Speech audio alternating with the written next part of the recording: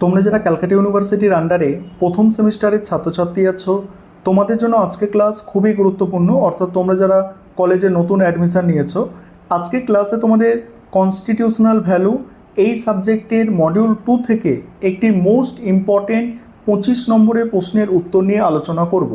এবং এই প্রশ্নটা তোমাদের সিলেবাসের মধ্যে থেকে সবথেকে গুরুত্বপূর্ণ প্রশ্ন এটাই। অর্থাৎ ভারতের সংবিধানের 51 ক ধারায় উল্লেখিত মৌলিক কর্তব্যগুলি আলোচনা করো। এর সঙ্গেই আছে যে মৌলিক কর্তব্যের গুরুত্ব বা তাৎপর্য, কিভাবে প্রশ্নের উত্তরটা গুছিয়ে লিখবে দেখে নাও। প্রথমেই ভূমিকা অর্থাৎ ইন্ট্রোডাকশন দিয়ে শুরু। অধিকার এবং কর্তব্য হলো একই মুদ্রার দুটো পিঠ। নাগরিকরা কেবল অধিকার ভোগ করবে আর রাষ্ট্রের প্রতি কোনো কর্তব্য পালন করবে না, তা একটি সুস্থ গণতান্ত্রিক ব্যবস্থায় কাম্য হতে পারে না। ভারতের মূল সংবিধানে নাগরিকদের জন্য কোনো মৌলিক কর্তব্যের উল্লেখ ছিল না। পরবর্তীকালে 1976 সালে সর্দার শরণ সিং কমিটির সুপারিশের ভিত্তিতে 42তম সংবিধান সংশোধনীর মাধ্যমে সংবিধানের চতুর্থ অংশের ক ধারায় 51 ক ধারায় দেখো, চতুর্থ অংশের ক ধারায় অর্থাৎ 51 ক ধারায় নাগরিকদের জন্য 10টি মৌলিক কর্তব্য যুক্ত করা হয়।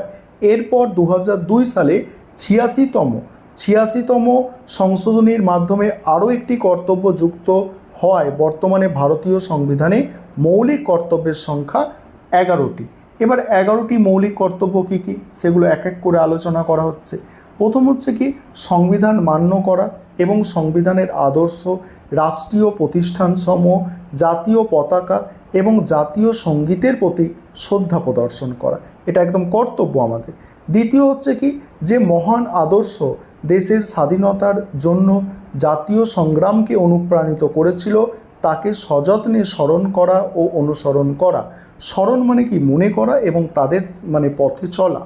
তারপরে দেখো, ভারতের সার্বভৌমিকতা, ঐক্য এবং সংহতিকে সমর্থন ও সংরক্ষণ করা, দেশ রক্ষা করা এবং জাতীয় সেবায় ডাক দিলে সাড়া দেওয়া।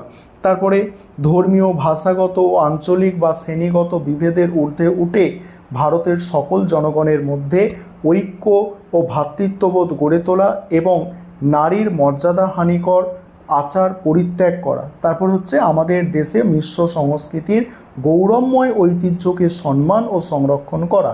তারপরে বনভূমি, হ্রদ, নদী, বন্যপ্রাণী সহ প্রাকৃতিক পরিবেশের সংরক্ষণ ও উন্নতি সাধন করা এবং জীবিত প্রাণীর প্রতি সহানুভূতিশীল হওয়া। তারপরে আছে কি, বৈজ্ঞানিক দৃষ্টিভঙ্গি, মানবতাবাদ এবং অনুসন্ধিৎসা ও সংস্কারমুখী মনোভাবের বিকাশ সাধন করা। জাতীয় সম্পত্তির রক্ষা করা, হিংসা ত্যাগ করা। ব্যক্তিগত ও যৌথ উদ্যোগে সকলের ক্ষেত্রে চরম উৎকর্ষের জন্য সচেষ্ট হওয়া, যাতে দেশ ক্রমশ প্রগতি ও উন্নতির উচ্চ শিখরে আরোহণ করতে পারে। তারপর কি, 6 থেকে 14 বছর বয়সী শিশুদের শিক্ষাদানের ব্যবস্থা করা, যা পিতামাতা বা অভিভাবকের অবশ্য পালনীয় কর্তব্য। এবার আছে মৌলিক কর্তব্যের গুরুত্ব বা তাৎপর্য। এই পোর্শনটা নিয়ে আলোচনা করব। তার আগে একটা বিষয় তোমাদের বলার আছে। তোমাদের জন্য অনলাইন কোচিং ক্লাস চলছে। তোমরা যদি কেউ পেইড ব্যাচে অ্যাডমিশন নিতে ইচ্ছুক থাকো বা আমাদের থেকে স্টাডি মেটেরিয়াল অর্থাৎ PDF নোটস কিনতে চাও, তাহলে তোমরা স্ক্রিনে দেওয়া নম্বরে যোগাযোগ করতে পারো।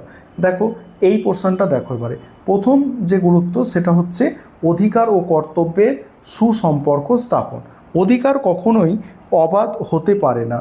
মৌলিক কর্তব্যগুলি নাগরিকদের স্মরণ করিয়ে দেয় যে অধিকার ভোগের পাশাপাশি রাষ্ট্রের প্রতি তাদের কিছু আবশ্যক দায়িত্ব রয়েছে। এর ফলে অধিকার ও কর্তব্যের মধ্যে একটি সুন্দর ভারসাম্য তৈরি হয়। তারপর হচ্ছে দেশপ্রেম ও জাতীয়তাবাদের বিকাশ। সংবিধান, জাতীয় পতাকা, জাতীয় সঙ্গীতকে সম্মান জানানো এবং স্বাধীনতা সংগ্রামের আদর্শকে অনুসরণ করার নির্দেশ নাগরিকদের মধ্যে গভীর দেশপ্রেম এবং ঐক্যবোধ জাগ্রত করতে সাহায্য করে। তারপর হচ্ছে অসামাজিক কাজ প্রতিরোধ। জাতীয় সম্পত্তি রক্ষা করা এবং হিংসা ত্যাগ করার মতো কর্তব্যগুলি নাগরিকদের যে কোনো ধরনের ধ্বংসাত্মক এবং অসামাজিক কাজ থেকে বিরত রাখে, যা দেশের অভ্যন্তরীণ শান্তি বজায় রাখার জন্য অত্যন্ত জরুরি। তারপর সামাজিক ও নৈতিক সচেতনতা বৃদ্ধি, পরিবেশ রক্ষা, মিশ্র সংস্কৃতির সংরক্ষণ, বৈজ্ঞানিক দৃষ্টিভঙ্গির প্রসার এবং নারীর প্রতি সম্মান প্রদর্শনের মতো কর্তব্যগুলি সমাজের সার্বিক উন্নতি এবং নাগরিকদের নৈতিক চরিত্র গঠনে গুরুত্বপূর্ণ ভূমিকা পালন করে। তারপর হচ্ছে আইন প্রণয়নে সহায়ক। মৌলিক কর্তব্যগুলি আদালত কর্তৃক বলবৎযোগ্য না হলেও বিচার ব্যবস্থার বিভিন্ন আইনের সাংবিধানিক বৈধতা বিচারের জন্য বিচারের সময় এই কর্তব্যগুলি মাপকাঠি হিসাবে ব্যবহার করে। তারপর উপসংহারটা তোমরা দেখে নাও, উপসংহারটা আর পড়ছি না। এইভাবে তোমাদের প্রশ্নের উত্তর গুছিয়ে লিখতে হবে ভালো নম্বর পাওয়ার জন্য।